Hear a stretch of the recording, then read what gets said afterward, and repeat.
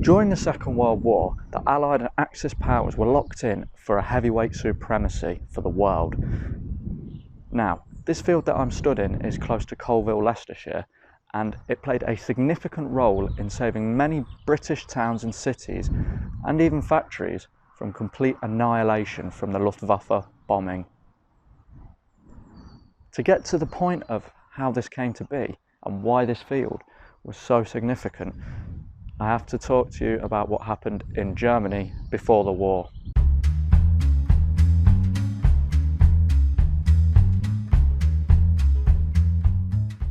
Before the war started, two German scientists, Dr. Hans Plendl and Dr. Kramer, were working on a solution to a blind landing navigation system. So what this was for was planes back in the early days, they struggled to land in poor conditions or complete darkness.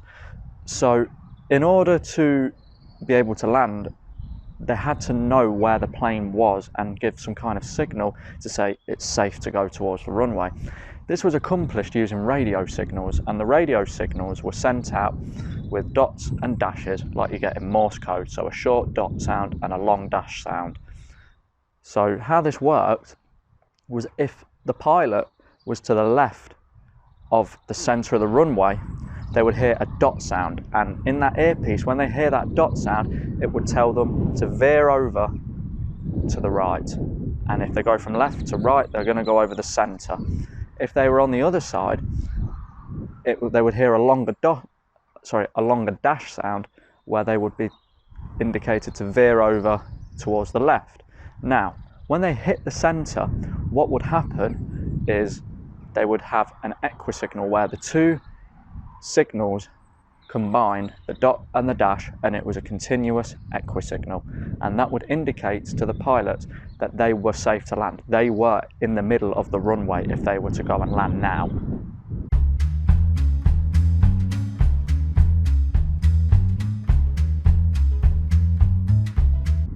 As the war began, the Germans realised they needed to be able to bomb in darkness, because in the light, the British RAF could easily see the planes coming over the English Channel and into British territory, and it was easy to have dogfights and take them down. So they wanted to bomb at night, but the problem was the British had blackouts, anticipating that the Germans would try something like this. So what did they do?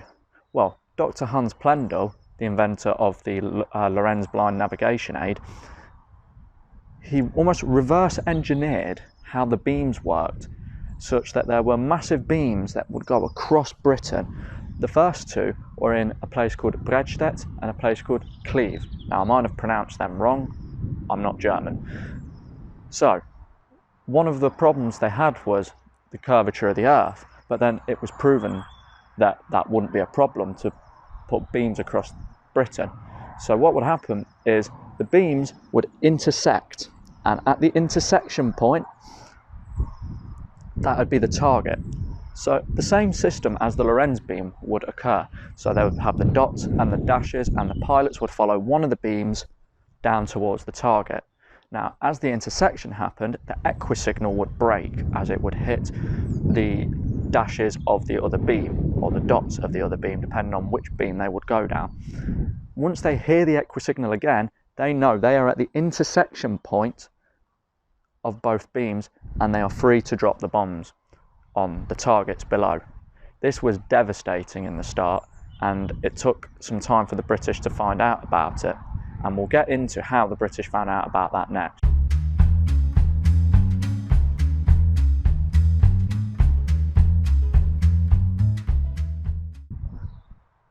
So, how did the British find out about what was called Knickerbine? Knickerbine was the name that the Germans gave to the reverse-engineered Lorenz beam system, which literally meant crooked leg because of the shape of the antennas, which were in Cleve and Bredstedt to start with. So, to work this out, we need to tell you about a man called Dr. Jones. Now, Dr. Jones was in charge of basically undermining the whole German radio bombing system. And how we found out about it was from a few different things. The first one, Enigma decrypts. Now, I'm sure if you are watching this video, you've heard of what the Enigma decryption system was, set up by Alan Turing. So they received decrypts from Bletchley Park, basically, and that was handed over to what was called the RAF 80 wing, which was fighting back against the German beam navigation system. So they had decrypts which were giving them hints, but not concrete answers. And these hints were going to tell you about Bredstedt, Cleve, Knickerbein. So they'd heard of these things. Then there was also the very famous Oslo report. And this Oslo report basically let the British know that the Germans were using radio bombing systems in order to bomb Britain, as you'd expect. So how did they actually find the beams?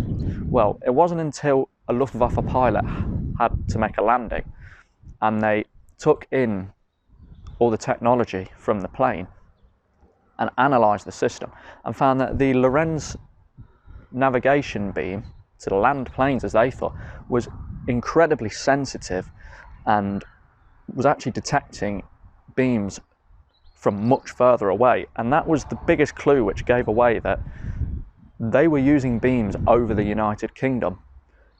Now, they had all the theory and they had the physical piece of equipment to say, look, they're using beams, but they didn't actually know where the beams were, which made them struggle to be able to counter the beams. So in order to be able to counter the beams, they had to know where the beams were.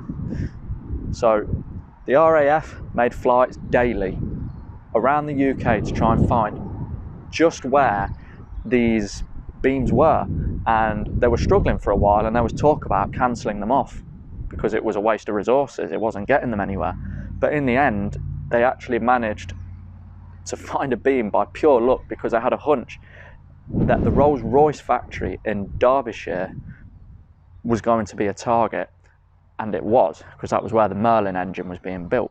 So a lucky breakthrough, and they managed to find the beam and actually track the beams back to where they were, as that was an intersecting point.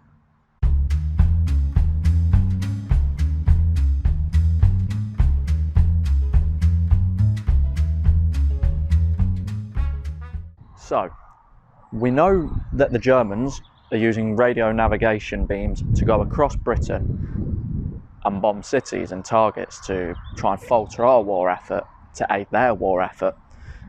Now that we know about that, what were the British doing to stop that from happening? So they could send a low-powered dot signal out to the pilots that they would receive on this system if they sent it out on the same frequency. And this would indicate to the pilot to veer right. Because remember, the dot signal means you're off centre, so they would veer right. And they would go past the centre and keep veering off, and they would almost bend the beam. And this did become known as beam bending. And what that happened to lead to was the German pilots, they had to make landings because they were running out of fuel. So they would realise they're running out of fuel, go to turn back, not know where they were because the beams were bent, and then the pilots would have to make a landing and the equipment would be taken in from Britain and the pilot would be taken in as a prisoner of war. So what also happened was sometimes the bombs would get dropped on the wrong place, meaning the target was missed, which was a success to Britain. So Knickerbein was inherently flawed as soon as it was discovered, which saved a lot of towns and cities, but it did not end there. The Germans had already devised a new system before the war had even started, and then they rolled it out for the Heinkel 111, which was just a Luftwaffe group, a bit like the wings in the RAF, if you're not familiar with that. They used a system called X-Gerät, or X-Device, or X-System, you'll see it written about online. And that was genius until it wasn't.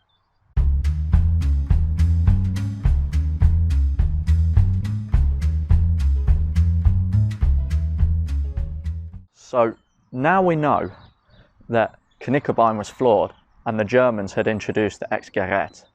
Now, how did the X-Gerät actually work? So again, Dr. Hans Plendl was working on this before the war, and it got rolled out during the war into some planes. Now, it was a 4-beam system, and these beams were the Weser beam, the Rhine beam, the Oder beam, and the Elbe beam. They were all named after famous German rivers. So the first beam, the Weser beam. The Weser beam was the guide beam for the pilots. Now, it again used the dot and dash system to keep the pilot in the centre to follow this beam towards a target. And it would have 3 other beams intersect at different points. Now, the first beam it came across was the Rhine beam, and the Rhine beam was about 30 kilometres out from the target, and it just indicated a signal to let the bombers know to get their equipment prepared for bombing. Now, it wasn't until it hit the next beam, which was approximately 10 kilometres out from the target.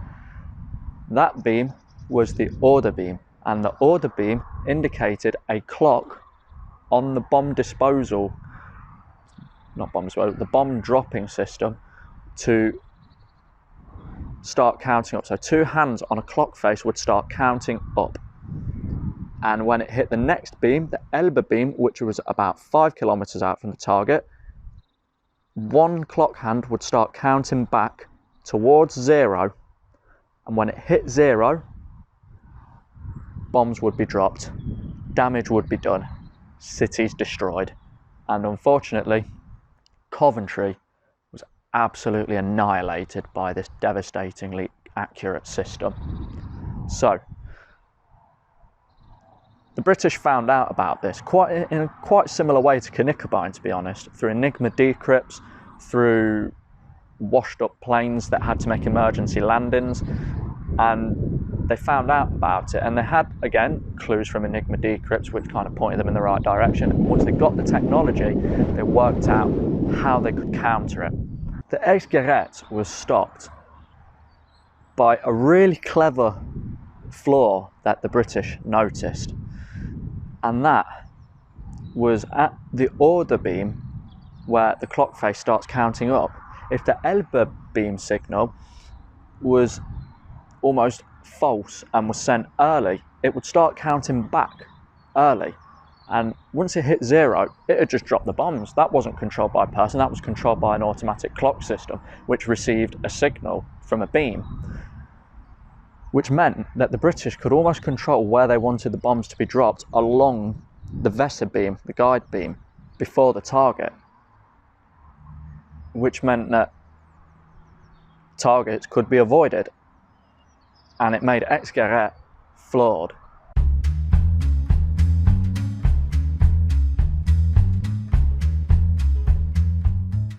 Now, the Germans were not stupid. They knew that Ex-Gerät had had a flaw discovered by the British. So they rolled out what was called the Y-Gerät system. Now, how this worked was it used a single beam, only one beam, and the ground station back in France. The ground station would send signals down the beam that the pilots were following, and then as it was picked up, the pilots would send the signals back, and from there the ground station could work out exactly where the Luftwaffe pilots were, and they could tell them through voice communication, you need to go left a bit to stay on the beam, you need to go right, you're at the target. It was very much a human-to-human interaction using beam signals to calculate just how far they were. Now, how did the British find out about this one? They actually had an understanding of this from the Oslo report, that this kind of system was going to be rolled out and used at some point, but they weren't sure when, and they weren't sure if they'd actually make it. So what happened was Alexandra Palace just randomly started receiving these signals out of nowhere from, well, what was from France. And it kind of, they clocked on pretty quick about how this system worked, and they just started sending the same signal back and back and back, and it just annoyed the Germans into giving up on radio navigation bombing completely, because they just started to shift their focus to the east towards the Soviet Union, who were becoming a more and more prominent threat as the war went on. And it was just assumed that whatever system they introduced, the British would just find a way to counter it, and honestly just play almost a big practical joke on the Luftwaffe. And to me, that's really funny and something that made me take such an interest in this story. So what other cool things came out of this? Well, there was a system called Starfish. Now, Starfish wasn't necessarily a system, but it was a countermeasure used by the British. They would build fake factories and towns and have lighting effects, and they literally hired people from film and lighting industries to do this, and they would use the lighting to almost create a fire effect. So pilots would go somewhere else, drop their bombs thinking that was the target, and it wasn't. They just bombed a field with a fake set built, and that to me is just such a big troll on the German Luftwaffe, because these kind of things were just incredibly creative and played such a huge effect. I think there was one that I read in a book. It said only 2 chickens died. There was no human casualties. Obviously it's unfortunate for the chickens, but no human casualties. That is incredible. An entire blitz killed no one, all because of the creativity of Britain to just play a prank on the Germans. Now, there is a bit I want to talk about with this field. This field that I'm stood in is actually quite close to Colville in Leicestershire, and is actually local to the area of England that I live in. And what happened here was where the jamming of the beams happened. You had Bromide, Benjamin, they were the main 2. What those 2 systems did was just send extra signals up to beams, to bend beams, to just throw the Germans off. And that all happened in this field, this unsuspecting field that you can see on the video. People are driving by it all the time. There's people who live next door that probably know what it is. People walk past it all the time. And if you're not interested in history, you're probably not going to know what actually happened here. And I just felt this story needed to be told for local history in Leicestershire, because